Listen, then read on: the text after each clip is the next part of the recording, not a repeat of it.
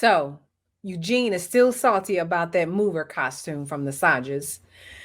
Jackie stages her own ambush, and Toya tells Audra that she is not a good attorney.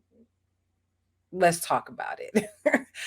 What's up, my peeps? This is Cynthia, aka CFlow, and welcome to my channel. Today, we're going to talk about Married to Medicine, Season 9, Episode 5, Axe to Grind. So, we start off at the axe throwing place where the fellas are, and Eugene says he is offended by the joke because he has never said or done anything to Karen and Anila. Karen shows up. They talk to him. They fill him in on how. Well, Eugene just talks about how he feels. Karen said he apologizes if he offended them, but he still thinks that Ish is funny, which I do too, and so did everybody else. He said he is not backing down on that, and I don't blame him. Cecil and Curtis tells Eugene that they believe that he wasn't trying to do anything malicious, that he did it to be funny. Karen says, I won't tell jokes anymore. I'll be the dullest MF here. Then Eugene takes that and says, don't you don't be calling me no MF. And then Karen's like, I was calling myself an MF. So Eugene was just all in his feelings. So after that whole MF thing, Eugene does a bitch move and turns his back on him. Like a woman, he turns his back on Karen. And Karen is like, what you need to do is turn around so we can talk and hash this out, which I agree with Karen. That was just out of control. Eugene was saying what he was expecting is really what he wanted, right? And you can't always have what you want. He was expecting Karen to say, yeah, it was a stupid idea and I should never have done that. No, he doesn't feel that way. Why should he say that?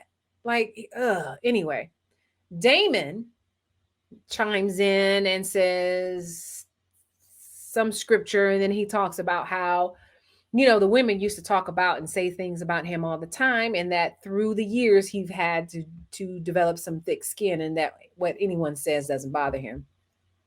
Eugene says he will let it go, and they kind of squashed it. But here's my thing. I know he said they're moving on, but here's my thing.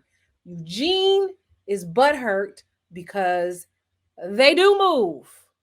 And I think he's butthurt because he knows that some of the times that we know of that they moved was because of financial issues. So it's a sore spot for him. And I think that's why Eugene is taking it really hard. But listen, dude, you've been moving. So get over it. We move on to Dr. Jackie. So Dr. Heavenly shows up with some sushi, and Dr. Jackie's like, I don't eat sushi, but she brings her a salad, and then Dr. Jackie's complaining about freaking tomatoes on the salad. It was ridiculous. Then Simone shows up, to which Dr. Heavenly and Simone didn't know one another was going to be there, and Dr. Jackie says, this is how you ambush someone. So Dr. Jackie's trying to get the trio back together. Simone asked, well, what happened to the focus on the duo? Now you focusing on the trio? And Jackie says that they had talked about the Golden Girls, they call themselves, at I think at Contessa's house, that they were going to plan some kind of trip together, and that what better way to do it than meeting together or whatever. Simone says, how are we going to plan a party when Dr. Heavenly don't get along with nobody? But Dr. Heavenly said that she does now because she has apologized to Toya. She apologized to Quad. Producers show the apologies that she did for those two. And then she said she texted Dr. Contessa. So Heavenly does finally admit that she has gone too far in the past and has been on an apology tour. So even though the ambush went left, it seemed like it did have some effect on Dr. Heavenly. Simone suggests that they go to Vegas. Jackie says that they should all plan something, those three, and then Heavenly thinks it will be a mess, which I'm sure it will be. Then we go to Karen's doctor's office. You can tell it was in the evening. Anila shows up with her kids and brings dinner to his office so they can all eat together, which I thought that was cute. Then she brings a huge ass bottle of bourbon for him. Kieran kind of talks about how he's really busy now because a lot of people are trying to get procedures done before the end of the year, but that around COVID, he had to shut down, but things are getting better or close to normal. Anila starts complaining again about how she got to take care of her kids, okay? And then that her kids are always around, which they're hearing this now, and then it's hard to have a conversation around them. She apparently has been feeding them pizza and not cooking a lot. She admits that. She claims that she is so busy with the blogging that she's been getting emails left and right, that she's been getting invites to do things, and she needs help. Karen suggests that they find a new nanny. The son goes, nope. So the son's like, nah, if it ain't Miss Gomez, we ain't having no new nanny. Anila, which we find out that's why she brought the bottle of bourbon, asks Kieran, how do you feel about my mother moving in with us and helping out with the kids? But you know, they the producers show in the past how the mother-in-law is a pistol, to say the least. And then she says maybe we could do it for a couple of weeks, which Kieran is like, if you was gonna bring this up and bring me this bottle of bourbon, you might as well have handed me a straw. So that'll be really interesting because it looks like that is what's gonna happen. And I think there's gonna be some drama going on between Kieran and the in-laws. Moving on to Contessa. All right. So Contessa, her trainer comes by to discuss the meal plan that he sent her. And she wants to know, is this just a suggestion or it's a must or do as I say? And he says it's a do as I say.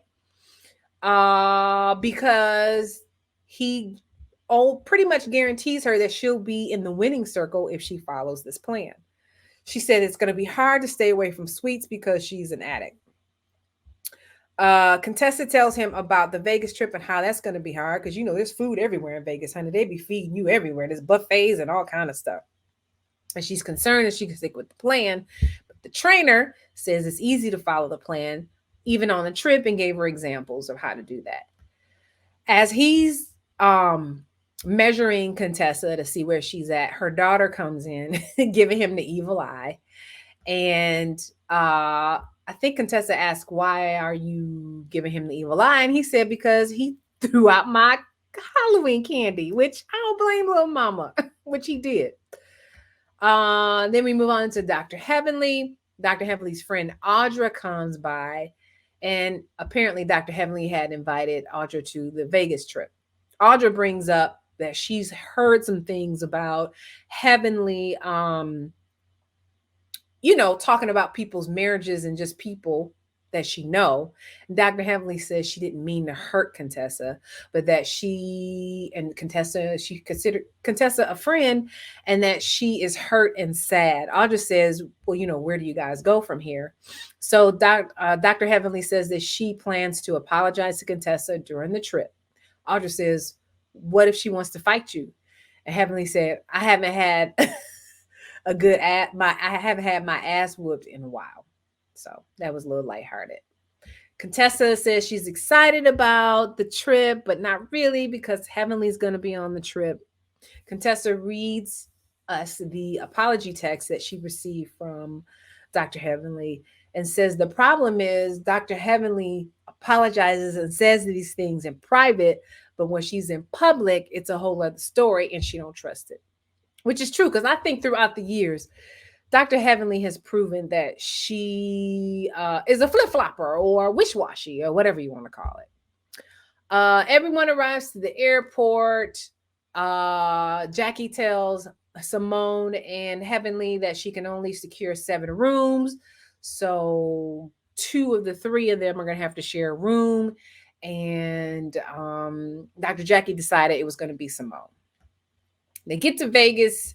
They're on the Sprinter, and the first thing they ask Dr. Jackie is where the alcohol at. Okay, now, Dr. Jackie, I knew she was a little stiff, but how you not gonna have no alcohol provided on the Sprinter? She proceeds to tell them that we have water, and that shades everybody by saying and looking around the room.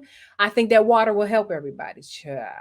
How you gonna go to Vegas and not have no alcohol on the Sprinter?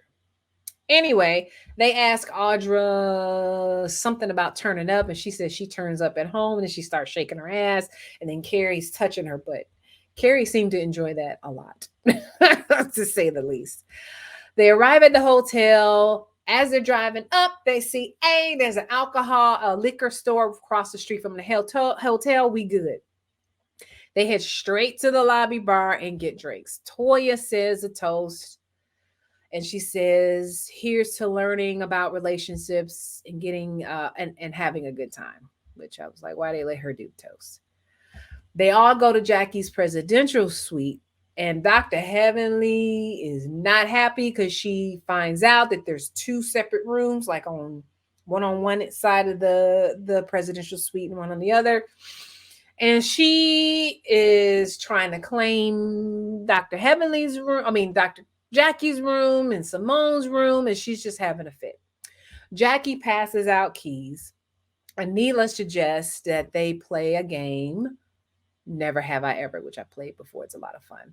Contessa says some people are not transparent and won't be honest. Toya trips. So Toya calls out Dr. Jackie and says, what about Dr. Jackie? She ain't drinking.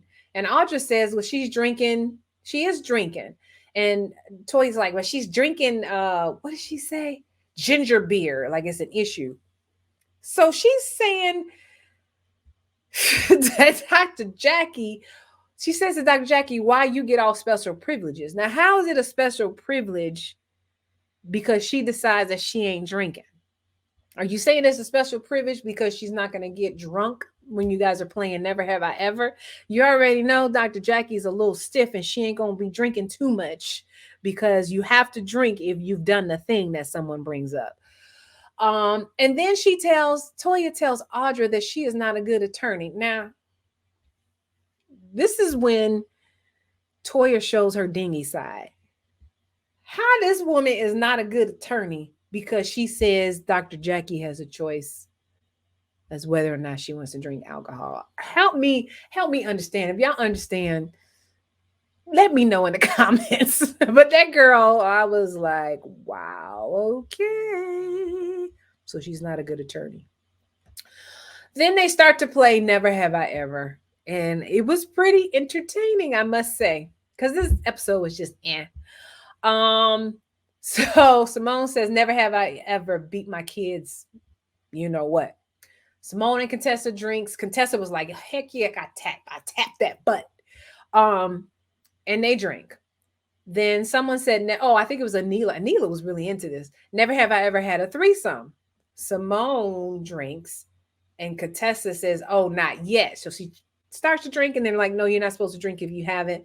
But Dr. Contessa says she has not yet, which it sounds like she's interested in it. Heavenly in her confessional said Contessa is lying because she's the freakiest out of the whole bunch. I think Contessa would be honest about it if she did have a threesome, but it sounds like she wants one. Then Anila says, never have I ever done 69. And everyone has except for Jackie.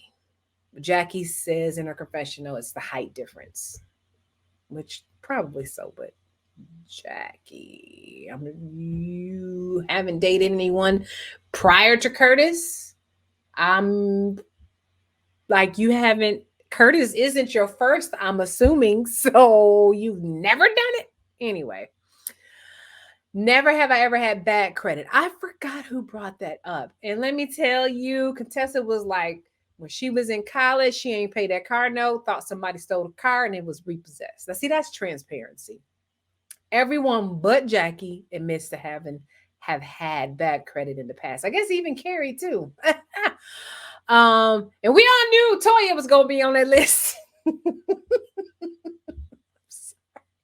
But it's the truth. Oh God, I'm sorry. We already know she was going to be on the list. And then the last thing they did is never have I ever cheated on a boyfriend. Again, everybody took a sip, honey, except for Dr. Jackie. It's just hard to believe that she's just this clean cut. You know what I'm saying? That she's been this way her whole life. But Quan Honey was like, hell yeah, I cheated. And he deserved it. And she was drinking up. So apparently she's cheated quite a few times, but never on her husband, is what she says.